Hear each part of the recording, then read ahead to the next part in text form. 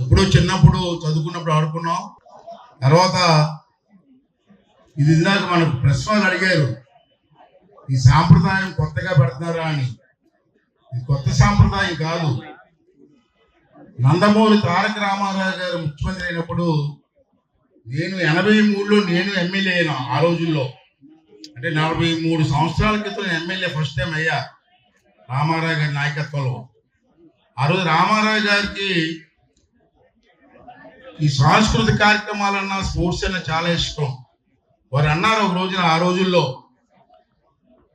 మనం కూడా sports competition పెడితే ఎలాగుంటుందని.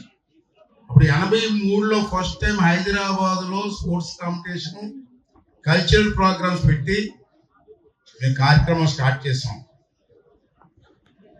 దురదృష్టం మధ్యలో మీరు చూశారు, ఎవరిని విమర్శించరు కానీ, స్పీకర్ స్థానంలో ఉన్న విమర్శించరు కానీ, మధ్యలో మరి గ్యాప్ వచ్చింది. ఆ కారణాలు మీ అందరికి తెలుసు. రామారావు గారు ముఖ్యమంత్రిగా ఉన్నప్పుడు స్టార్ట్ చేసే కార్యక్రమం గురించి నాకు ఇప్పటికీ గుర్తు. కల్చరల్ ప్రోగ్రాం అవుతుంది రవీంద్ర భారతిలో. రామారావు గారు ముఖ్యమంత్రిగా వచ్చారు కార్యక్రమానికి. మన ఎమ్మెల్యేలు కొంతమంది ఏకపాత్ర గారికి ఇష్టం కల్చరల్ ప్రోగ్రాం చేస్తూ ఉంటే సార్ మమ్మల్ని పిలిచారు. నేను ఎమ్మెల్యేని కదా, నాకెందుకు అవకాశం ఇవ్వరని అడిగారు రామారావు గారు. ముఖ్యమంత్రి గారు కదా అనుకున్నాం, మహానటుడు అతను. సార్ మీ ఇష్టం సార్ అన్నామా. వెంటనే స్టేజ్ మీదకి వెళ్ళి దానవీర సూర కర్రలో డైలాగ్ కొట్టారండి. 10 రోజులు 10 నిమిషాలు. ఫస్ట్ ప్రైజ్ అతనే పట్టుకెళ్ళిపోయారు. అతని డైలాగ్ ముందు మేము ఎక్కడో మాట్లాడుతాం, ఫస్ట్ ప్రైజ్ కొట్టారు. ఆ రోజు నుంచి ఒక సాంప్రదాయంగా కార్యక్రమాలు చేసుకొస్తున్నాం. మనోహర్ గారి టైంలో కూడా అనేక కార్యక్రమాలు జరిగాయి. నాకు మొన్న మేము కూర్చున్నప్పుడు మా డిప్యూటీ స్పీకర్ గారు, మనోహర్ గారు అంతా కూర్చున్నప్పుడు మళ్ళీ పౌరం మాదిరిగా ఒక కార్యక్రమం పెడితే ఎట్లా ఉంటుందని ఆలోచన చేసాం. ఎందుకంటే మీ అందరికి తెలుసు, మన తెలుగుదేశం పార్టీలో ఉన్నటువంటి అలాగే జనసేనలో ఉన్నటువంటి ఎమ్మెల్యేలు కానీ నాయకులందరూ కూడా ఎప్పుడూ నిత్యం కూడా ఉదయం లేచింది నుంచి రాత్రి 11 వరకు ప్రజా కార్యక్రమంలో తలనొప్పి ఉంటాం. మనం కూడా సరదాగా 3 రోజులు అందరూ ఇక్కడే ఉన్నాం కాబట్టి, అసెంబ్లీ జరుగుతుంది కాబట్టి 3 కార్యక్రమాలు రోజు కడతామని చెప్పి నిర్ణయం తీసుకోవడం జరిగింది. దానికి మనోహర్ గారు అందరూ కూడా సహకరించారు. వెంటనే చంద్రబాబు గారి దృష్టి తీసుకెళ్ళాం, వారు కూడా అంగీకరించారు.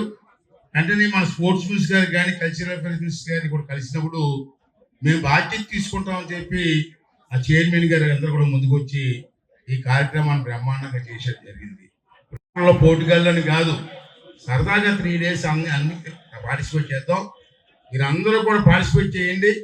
పార్టిసిపేట్ చేసి మరొక నూతన సాంప్రదాయం కాదు కానీ సాంప్రదాయాన్ని కొనసాగించడం కోసం మీరు అందరూ కూడా సహకరించవలసిన అవసరం ఉందని చెప్పి ఈ సందర్భంలో మనం చేస్తూ, ఇక్కడ ఈ మన ఎమ్మెల్యేలు కూడా చాలా మంది స్పోర్ట్స్ మెన్స్ ఉన్నారు. నాకు తెలుసు, గన్నబాబు మన విశాఖపట్నం ఎమ్మెల్యే గారు ఇక్కడ ఉన్నారు. వారు వాలీబాల్లో నేషనల్ టీంకి ఆడారు. అతను వాలీబాల్లో. వారితో పాటు నేను జిల్లా టీంలో వాలీబాల్ ఆడాను ఆ రోజుల్లో చదువుకున్నప్పుడు. ఇప్పుడు కాదు, 2 వయసు అయిపోయింది, ఇప్పుడు అంతా అయిపోయింది. ఆ రోజుల్లో అతను నేషనల్ స్థాయిలో అతను ఆడారు. అటువంటి చాలా మంది క్రీడాకారులు మీలో కూడా ఉన్నారు కాబట్టి ఈ 3 రోజుల కార్యక్రమాన్ని విజయవంతం చేయడం కోసం ప్రతి ఒక్కరూ మధ్యాహ్నం 2 గంటల వరకు మనకి అసెంబ్లీ ఉంటుంది. 2 గంటల తర్వాత భోజనం చేసి అందరూ కూడా స్టేడియంకి వస్తాం. ఈ రోజు వచ్చినట్టే రేపు వస్తాం, ఇల్లు కూడా వస్తాం. నైట్ 8 o'clock వరకు ఇక్కడ సరదాగా పార్టిసిపేట్ చేద్దాం. 20వ తారీఖు సాయంత్రం కల్చరల్ ప్రోగ్రామ్స్ ఉన్నాయి.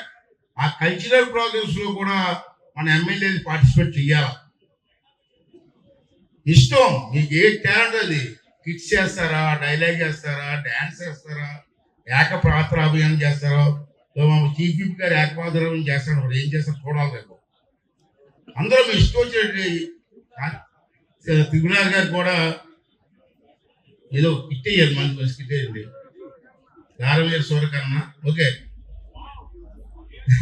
అందరూ కూడా పార్టిసిపేట్ చేసి ఈ కార్యక్రమాన్ని ముందుకు తీసుకెళ్ళవలసిన అవసరం ఉంది.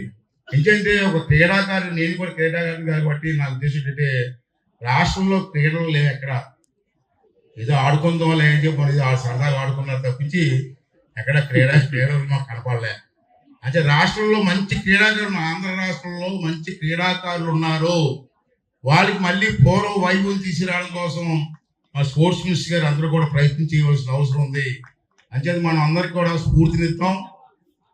చంద్రబాబు గారి నాయకత్వంలో ప్రతి జిల్లాలో కూడా స్టేడియంలు కట్టి మళ్ళీ పూర్వ వైభవం తీసుకొస్తాం క్రీడాకారులు అని చెప్పి ఈ సందర్భంలో మీ అందరికీ మనం చేస్తూ ఈ 3 రోజులు సరదాగా ఈ కార్యక్రమం విజయవంతం చేయండి.